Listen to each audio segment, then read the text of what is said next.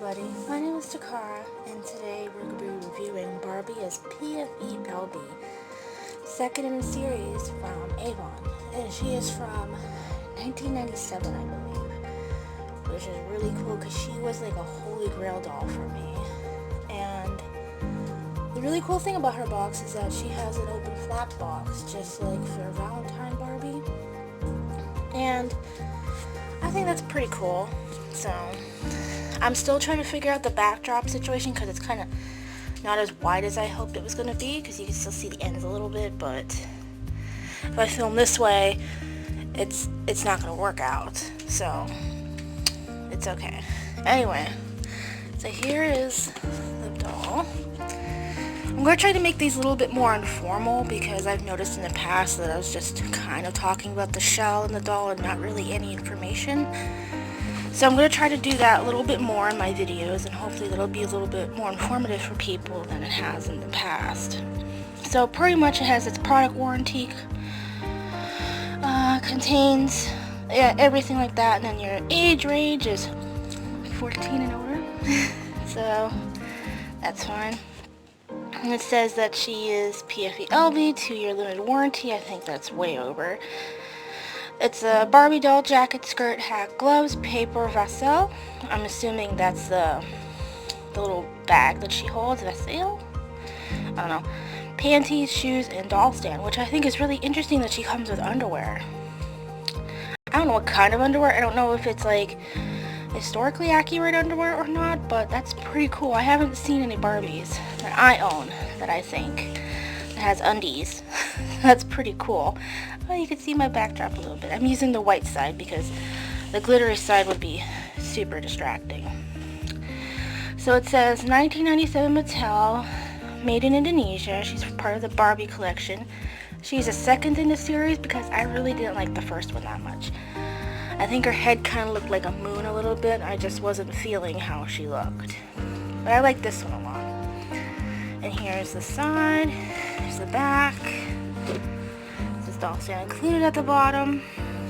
So of course I got her for a deal. I usually try to. So, the little detail on the side is just papery. Alright, so we're up. Woo! So here is, oh gosh, this is going to be interesting. I'm sorry, hiccuped. So here she is. Now before we get into anything about her, we're going to do a slow-mo shot with music so that you can see all the details and everything. And then we'll get back to reading this and talking more about her. So, stay tuned.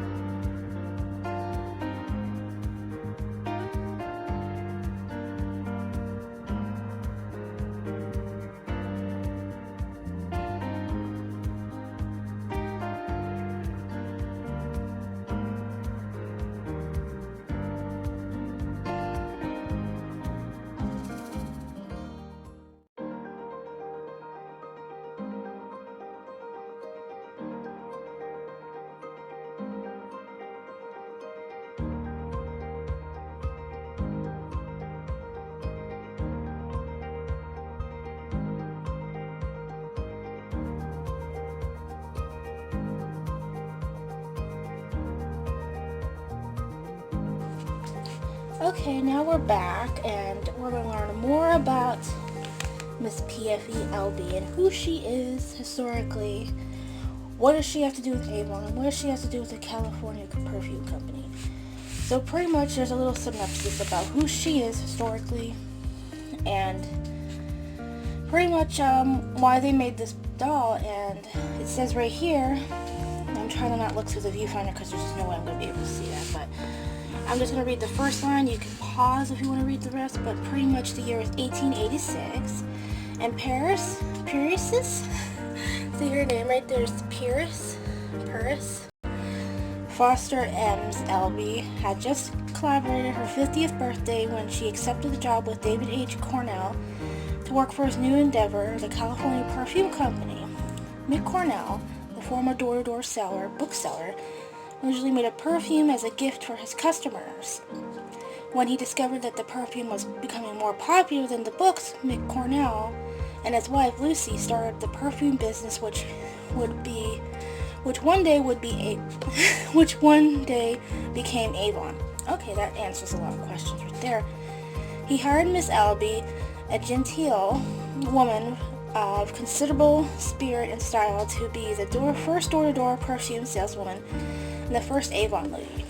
So, through my struggle reading, I hope you understand the purpose of this doll. Honestly, this is really cool. It's like, not only is she like an overly detailed doll, but she has a purpose. She has like her little mark in history, and these are kind of my favorite dolls next to just the random or regular fashion dolls. Like, she does have a historical purpose, and Avon and Barbie and Mattel have collaborated many times on dolls in the past, and they've always been pretty amazing. Like, I haven't seen any that I just did not hate. Like, some of them I'm not like the biggest fan of, whether because of colors or things like that, but they've always done an amazing job with their dolls because of all the detail they put into it. Granted, we don't get those things now, but at least we have these that we can get our hands on and get more information with than the newer versions. I don't even think they even collaborate anymore. I don't even think Avon is like a big thing anymore. So, which is kind of sad because I really do like these dolls, and I can't imagine if they did, though, that they would be just as good as these ones. So, the only other Avon I have, I'm looking up at my dolls, she is finger right there. So, I've already done a review on her before. She's the Spring Tea Time Barbie. She's like the first Barbie I got, and whew, she is amazing. The layers and glitter on that dress is amazing. So, here she is. And like, I like the setting because like she's just leaving somebody's door, you know, she's walking away after selling some perfume, which I think is pretty cute. The only thing I was kind of weirded out about is like the fact that they gave her bag, it's paper, which I thought was kind of strange, given that there's so much detail in the doll. They kind of like skipped out on giving the bag any real structure. So, but that's okay, I guess. But other than that, like, she's a really pretty doll. And I saw her a few times on eBay before, but I know that a few people like unboxed them and stuff before, and like in person, she's amazing. You know, like she looks amazing in photos and stuff like that. Like she has so much detail in her headpiece. It has like a little feather, you know, all the lace and like all the trimmings and flowers, and like her makeup is minimal, but she has like this really pretty lip, and like look at those little buttons. Like, holy shit, look at those buttons. Like, I know they're not like real buttons, but like the fact that someone took the time, like a company took the time to add like little pearl buttons and a little brooch. Some say brooch, I say brooch. I don't know if there's a difference. I don't know if it's like a northern or southern thing or not. And like the layering and like the bows up front, my sister said she looks like a cupcake or something like that. I'm like, yeah, but she's a very pretty cupcake. So just look at the details on the gloves too. I miss these quality dolls. Like, I recommend her for anybody that wants to be a collector, because it's not just a doll, but it's like the packaging, all the little information right here. Like, these are just amazing, immaculate. Like, 10 out of 10, you know? So anyway, that was my review for today. I hope it was a little bit more informal for everybody. And I took my time because usually I don't have time to film because I do require it to be quiet so I can think, and that can't usually happen when you have people in the house and you can't really expect people just to be quiet, so it's going to be awkward. So here's my review of P.F.E Albee, and thank you so much for watching. Please like and subscribe and leave a comment below. Do you have her? Do you not have her? You know, what's your favorite dolls so far? Do you like these box version dolls with the flap or the lid? Or do you prefer the regular Barbie boxes? Alright everybody, thank you so much for watching. I'll see you later. Bye-bye.